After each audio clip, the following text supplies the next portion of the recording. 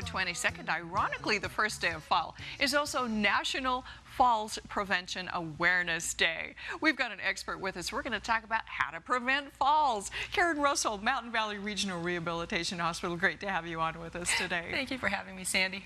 So this is something that's really important for us to know, obviously. What are some of the factors that cause people to fall, Karen? Yeah, there are a lot, and I'm going to kind of talk about the ones that people don't think about as much. Ladders are obvious, right? Yeah, but there's a lot of things we can't control. Age. So 75 and older, gender, female. So if you're 75 and older female, you're at risk for fall. We're more off balance than the guys. I think we're just more active in general. Oh. But a lot of it, I think, is you can't fall off the sofa. Well, is that it? Exactly. Well, although I think Sorry. I've known some that have. But I think more females are more prone to osteoporosis, and sometimes the bone breaks, and that actually causes the fall. So it's rather than the other way around. Right, right. So yeah, you hear those individuals where like all of a sudden I was on the ground, and there's a good chance that bone may have broken, and that's actually what caused the fall.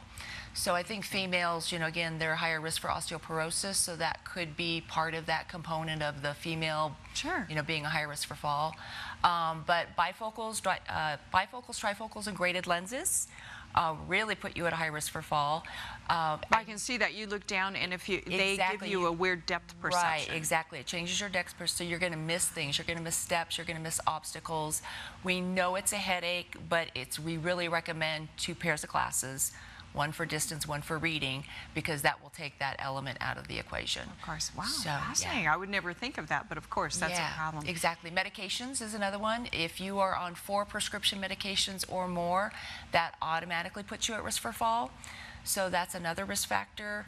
You know, a lot of medical type of issues, so neuropathies, visual issues, weakness issues, those are all going to put you at risk for fall as well. Okay, so there are a lot of things to be aware of and certainly to watch. Now, luckily, there's something coming up with NACOG, the Northern Arizona Council on Governments, and you're teaming up with them on an event. Tell us about that. Yeah, well, we are all part of the northern chapter of the Arizona Falls Prevention Coalition. So we're kind of pulling our resources together this year to make this event a success and hopefully draw more attendance. So I'm helping them out with some of the getting the word out, the PR and the marketing of it, because it's a great event. It's all free, but the wonderful thing is it's kind of a one-stop shopping for getting your fall risk factors identified.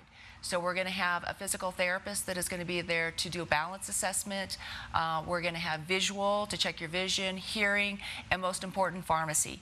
So you can sit down and talk with a pharmacist, do a medication reconciliation, and they can talk with you about your medication, see if there's ones that you can take out. They are a lot more knowledgeable than your physicians about pharmacology and the different interactions. And I take that, we can't say how important that is, because when you get multiples, I remember my stepfather had dizziness. He added a medication, and it was just, you know, dizziness would obviously be a real danger. Yeah, and that's their expertise. Physicians don't necessarily know all of that. But a pharmacist can also, they're going to look at you and maybe you've got too many meds. It's not uncommon that happens because we've got different doctors, and they're all prescribing different things. So before you know it, you're on 3 blood pressure meds, 2 statin meds, you know. So a pharmacist can sit down and say, hey, go back to your doctor, see if you can get rid of these medications. Phenomenal. Now, this sounds so incredibly helpful for that one thing alone, if for not all the other things, which are very vital too. Right. When and where is this going to be, and is there a cost, Karen? It is all free, and we weren't able to hold it on the actual Fall Prevention Awareness Day, but we're holding it on September 14th, was a Friday, at the YRMC Pendleton Center from 11 to 1. So people tend to kind of rush in and feel like they have to be there at 11, but it's any time during that 2-hour period. So you're actually probably better off if you come a little bit later, because then you're going to miss that massive crowd at the beginning. You don't need appointments, anything like that. Don't need appointments, yeah. But again, it's kind of a nice one-stop shopping for really getting a good assessment on what your fall risks are. Become fall-proof. Love it. Exactly. And we're talking falls, because it is falls. It is fall. Prevention awareness. And we're coming up on fall. The 22nd. Great. The NACOG and Mountain Valley Regional Rehabilitation Hospital teaming up for that very important event. Yes. And thank you so much, Karen Russell. Yes, thank you for having me. More information on AZDailymix.com. We'll be right back with more fun on Arizona Daily Mix. Stay with us.